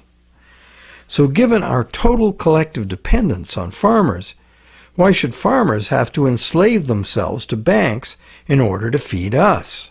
Where's the justice in that? In a self-issued credit system, farmers could form cooperatives to support each other and issue a common credit currency themselves as claims against their harvest. All those who eat would accept their money, and become shareholders in these harvests. Thus, an engaged and mutually supportive social arrangement would be created. Without shoemakers, we'd have no shoes. Without automakers, no cars. Regardless of our race, politics, or religious beliefs, we're all dependent on the same basic necessities of life. In a self-issued credit system, holding an issuer's credit would be a form of shareholding in the issuer. So to that extent, everyone would be a shareholder in a variety of enterprises at all times. To hold shares is to share risk. This would sometimes lead to losses of value, since losses can't be avoided in any system. But in this proposed new system, they would be immediate losses. They would not turn into perpetual and unpayable fantasy debts dumped onto future generations.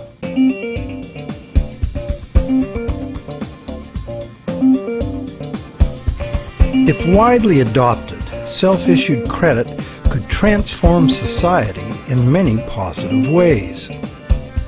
Issuers, their employees, and the non-issuer economy in which the employees spend their pay would all have a common interest in maintaining the value of their local issuer's credit. This would be particularly true because to stay within their business plans, issuers would have to value their own credit at par when they pay their employees, regardless of the actual market value of their credit. If the issuer was spending more than it was earning, the market value of its credit would sink below par, and the issuer's employees would find the real purchasing power of their pay reduced proportionately. This cut in pay would also apply to the issuer's executives and shareholders, as well as everyone else, near and far, that was holding that issuer's credit. This would result in more public engagement with, scrutiny of, and pressure upon corporate decision-makers.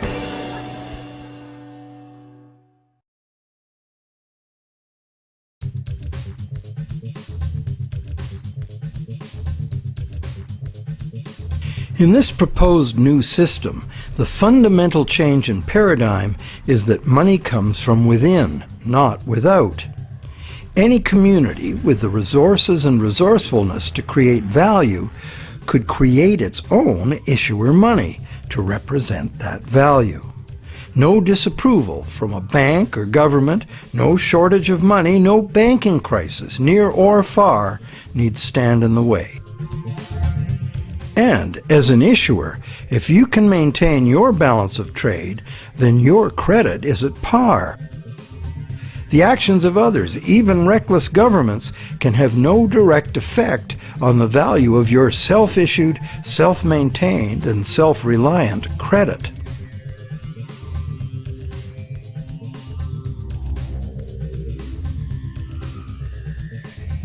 A basic rule of this new system is this: unless an issuer's credit has been voluntarily accepted, it is rejected. Very simple. No private credit money can ever be forced upon us. However, if the self-issued credit system were fully adopted, governments at all levels would be among the largest issuers of credit, that credit being payable for taxes. Like other issuers, government would honor its own credit at a higher value than any other, so it would be naturally advantageous to acquire government credit to pay taxes. There would be no need to make it mandatory to acquire government credits. Unlike private issuers, government would still have the exceptional powers of a ruling authority. For instance, government would still be able to compel its customers to pay for its services, without them being priced or even accepted in a competitive market. As well, government would very likely continue to have a monopoly on issuing physical cash as part of its credit issue. Legal tender status would have to be retained for this physical cash to ensure that those existing on cash outside the digital world could pay their debts with it. These are the exceptional powers that are reasonable to allow a duly constituted government to have. And it's unrealistic to expect government to ever surrender them.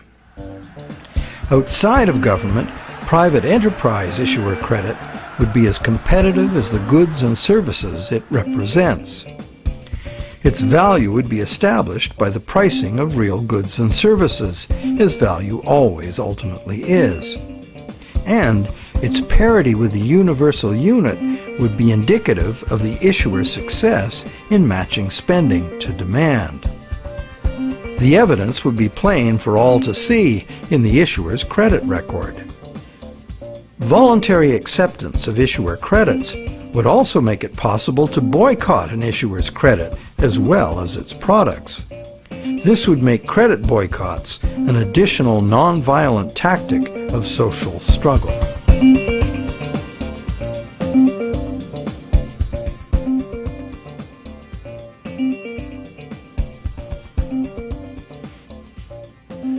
Using a single common money unit does not make such a system a monopoly. Why? Because this is not money as a single uniform commodity. It is money as a measurement unit of value. Instead of a limited supply of dollars from a monopolistic source like banks or government, there would be an indeterminate supply of product credits expressed in dollars. This proposed new system is designed on the absence of any central control like that of a gold reserve or a central debt dictatorship, such as the International Monetary Fund or the World Bank are now calling for. It would, in total contrast, be a spontaneous network of networks, a living multitude of interwoven systems, like nature itself. As all relations would be voluntary, such a system would grow just as the social networking systems like Facebook and Twitter have grown, organically and under no one's control. All such networks could be as locally limited or globe-spanning as the participants require.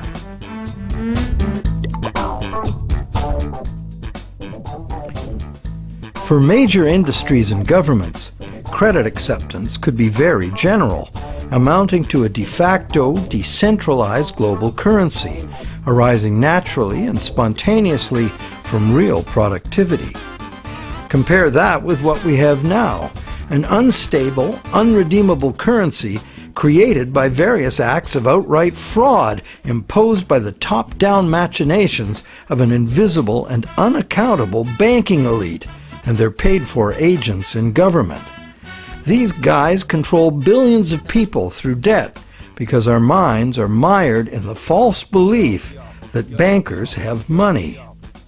Is it not time we the people woke up and made better choices?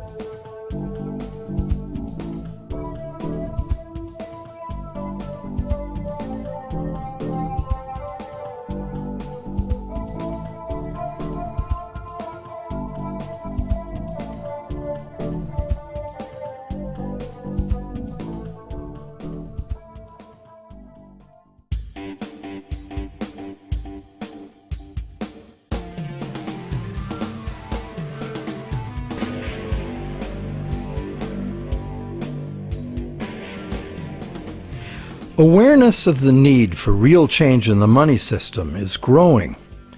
But what direction to take? What exactly is the problem, and how can it be solved? The safest and only real choice, many people argue, is to return to gold, or a gold standard, because this worked for millennia in the past. But gold itself is impractical for transactions in the modern world. It was impractical centuries ago, which is why the promise to pay gold system developed. And so it is certain that, in practice, transactions would be conducted in promises to pay gold, not gold itself. Thus, the promises to pay gold money will only be as reliable as the promises. So in reality, it isn't the gold that makes the system work, it's the reliability of promises. Would they be reliable promises? Maybe.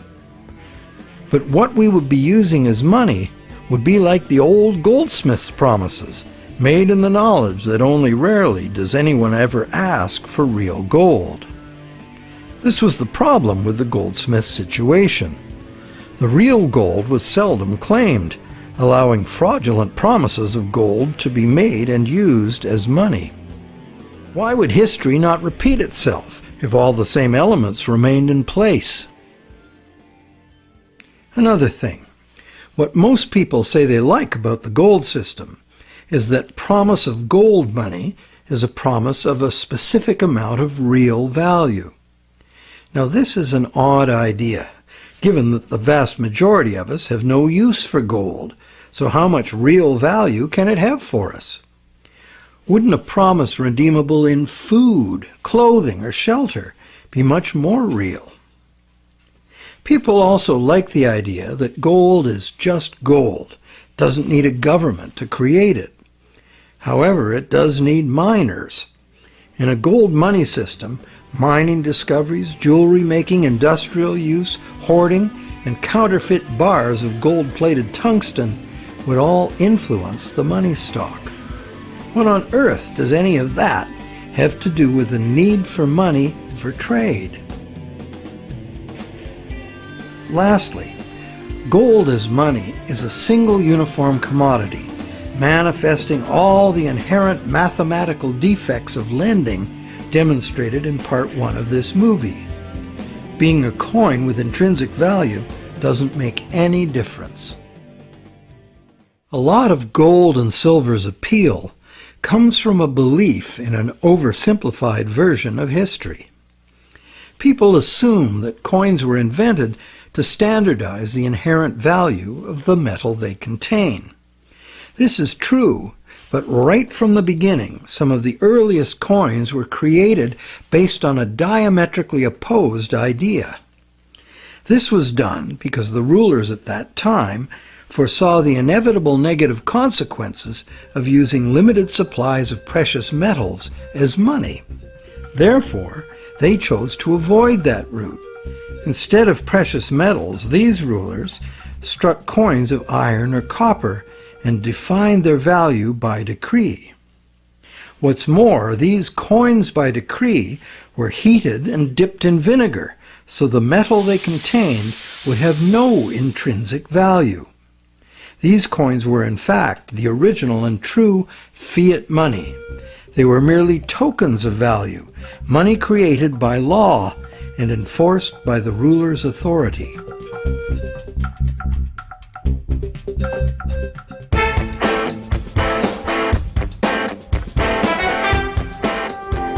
Pure fiat money is the other main idea favored by money reformers. They would restore fiat money to its true status as a national government monopoly on money creation. This current of money reform, in stark contrast to the gold advocates, insists that true money is fiat money by authority of the state. This money is to be simply spent into existence as a promise by the state to accept the same money back in payment of taxes.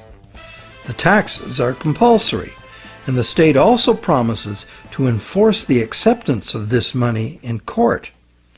These are very reliable promises and can result in very reliable money, if not abused. The problem these fiat money reformers have with the current system is that government has given away this power to private bankers and is now borrowing at interest money it could create itself with a few keystrokes, just like the banks do. This results in a massive unpayable national debt on which interest will forever be paid. This ever-growing national debt expands the money supply when new money is created by the central bank to buy more government debt. And the interest burden, passed on through taxes, adds to the cost of almost everything we buy, one way or another. In contrast to money being created as national debt, fiat money, simply spent into existence, would save the taxpayers immense sums of interest. It would free future generations from impossible debt, and it would forestall the tendency to inflation because the money supply would not grow forever with the national debt, as there would be no national debt. In the fiat money system, taking fiat money out of circulation by means of taxes preserves or restores the value of the remaining money in circulation. Not taxing it back sufficiently would devalue it. Understanding the proper use of government fiat money is a revelation. If you can charge prices or taxes for something in the future, you can issue that much new money now, because it is your valuable services to others and the reliability of your promises that create the real value of any money. The government can honor its promises to accept its money back in taxes, and it will make your debtors pay you in government fiat money if you take them to court. These are good reasons why government-issued money works now, and why it would work if governments just self-issued this credit instead of borrowing it from banks. But in this pure fiat money system, the money supply must still be determined by central authority. Therefore, the money supply is still limited, monopolistic, and managed from above. They have the power to create money, and you have to get the money from them. They also have the power to create way too much money and spend it on wars and other unproductive activities without the approval of those whose productivity gives that money its value. In the current system, these inflationary debts are now beyond absurd, threatening to crash the entire system and drag the whole world into chaos. To save themselves, governments are now laying impossible claims upon the productivity of generations yet unborn, a truly hopeless cause given the overall world situation. Witnessing government performance to date, many people believe that returning the full power to create money to corrupt, incompetent politicians would not only fail to solve our problems, it would be the height of insanity. It would really all depend on the quality of the people in government. Fiat money reformers believe there would have to be a substantial revolution in government to wrest this power back from the banks. Therefore, they believe it would be reasonable to expect that honest and competent people with a sincere concern for the public good would be in charge. But, good guys or bad, we would still be dependent on some distant someone else to maintain the value of our money. And they would have 1,000 pressures and temptations to enrich themselves by not doing so. And like gold as money, government fiat money is a single uniform commodity, manifesting all the inherent mathematical defects of lending at interest and twice lent money. Once the government creates the fiat money, and it goes into the banking system to be lent at interest, the problems created in the current system will continue as before. So, this pure fiat money idea might be very useful in rescuing governments from their own hopeless financial positions. And it is a limited example of the self-issued credit principle being advocated here. But pure fiat money would not address the root problems inherent in the math of lending, unless the principle were expanded beyond government. Advocates of pure fiat money like to claim it is money created by law, as if it were independent of economics. But if new fiat money were just spent into existence year after year without being removed from circulation as taxes, it would become worthless. What these fiat reformers tend to ignore when quoting history is that in ancient money created by law systems, the prices of critical commodities were also dictated by law. In fact, the value of money was defined by the ruler as so much of a certain commodity. Charge more or less for the designated commodities and it could be off with your head. Today, price controls like this could only be achieved in a self-isolated and totally bureaucratically controlled economy like Soviet communism. In a free market global economy, money created by law is bound by the same laws of supply and demand as any other single uniform commodity money.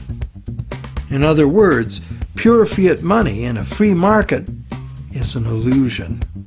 There's no such thing.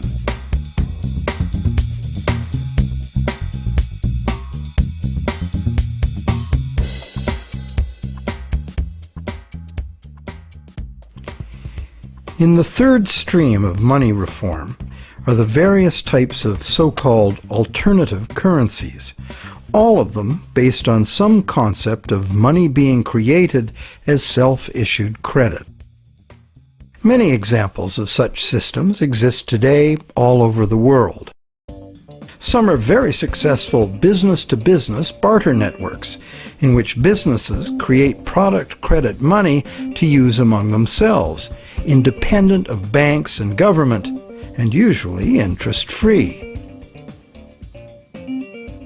Such systems are tolerated, and in Switzerland the existence of the Weir system is generally credited with stabilizing the banking system by expanding when the conventional system contracts and vice versa. But in the past, when they became too successful, alternative currencies were usually suppressed by the banking system or even outlawed by government. So, active suppression is the most significant external problem. The most common inherent problems with these systems are their limited scope and acceptance, their operating costs, and the unreliability of member credit. What the conventional banking system provides, worldwide reach, affordability, credit checks, and debt enforcement, are the necessary services that are usually inadequate or prohibitively expensive in the alternative systems. Once the small group of idealistic and honest originators are joined by members exhibiting the full range of human behavior, alternative systems discover they must deal with cheaters. Some are deliberate cheaters, others just not too conscientious about their debts. And at the opposite end of the spectrum are the hyper-conscientious people who won't issue credit because they are afraid they won't be able to fulfill it. A self-issued credit system cannot work if the members are afraid of issuing credit. And that is why it makes far more sense that government and essential industries like farming, forestry, mining, manufacturing, and construction should be the main and widely accepted sources of self-issued credit, not vulnerable individuals trading haircuts for pottery. However, we are talking about creating a truly liberated system of exchange. Therefore, in this proposed new system, anyone would have the freedom to issue credit, because only voluntary acceptance would determine the circulation of it. The costs of accounting in self-issued credit systems could be overcome entirely by emerging technologies, allowing the creation of a digital coin. Digital coins could be passed from one owner to another, peer-to-peer, so that no bookkeeping and no third-party involvement, like banks or PayPal, is required. This leaves only the problem of achieving global spread. Thanks to technology again, this could now be achieved at little cost and at the same rate and with the same ease that the existing social networks like Facebook and Twitter have spread. So there is a positive answer to all the questions we've posed in this movie. And there is a solution that has the potential to unite the three seemingly conflicting schools of money reform into one cohesive movement for fundamental monetary change. Because, when examined closely, be it gold, tax receipts, or someone's goods and services, all three schools of money reform are really calling for the same thing. Money that is redeemable for something specific from someone specific. Once one comes to that realization, it becomes obvious that self-issued credit for the full range of goods and services in demand would necessarily include gold, silver, and government tax receipts, as these are also things in demand. We just need to look beyond obsolete beliefs to see the heart of the situation. The all-inclusive self-issued credit system, the basis for almost all so-called alternative currencies, could contain within it both the precious metal and the payable for tax models of money without any contradiction.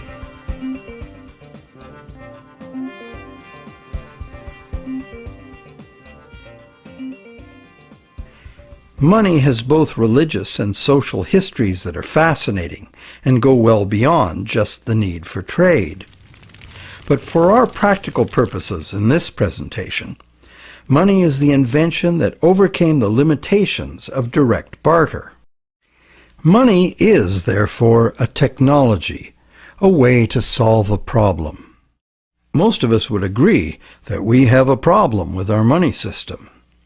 This is no surprise once we realize the current system was designed by bankers in their own interest, and governments wanting to pump out artificial money to wage war and pay for it with the hidden form of taxation called inflation.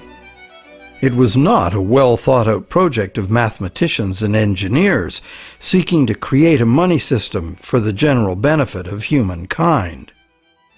There are now many people, including mathematicians, engineers, and even cartoonists, trying to rethink money as the need to do so becomes obvious.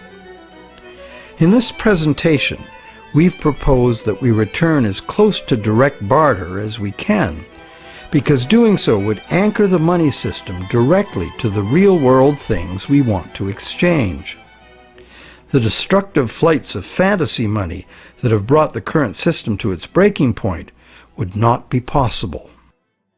Self-issued credit is not a new idea. It is, in fact, an idea as old as numbers and written record-keeping. That is very old. However, only with our new technologies can it finally achieve its full potential as an international medium of exchange. And this transformation is already underway. Extensive electronic barter networks, some with their own currencies, exist among businesses right now. These could grow into a new global money system. In Canada, Canadian Tire money has been a self-issued credit for goods currency for decades. This money is redeemable for merchandise at Canadian Tire stores only, but is widely exchanged as payment by third parties because almost everyone eventually buys something at Canadian Tire. Like air miles and other bonus point systems, it is only a customer reward program at present.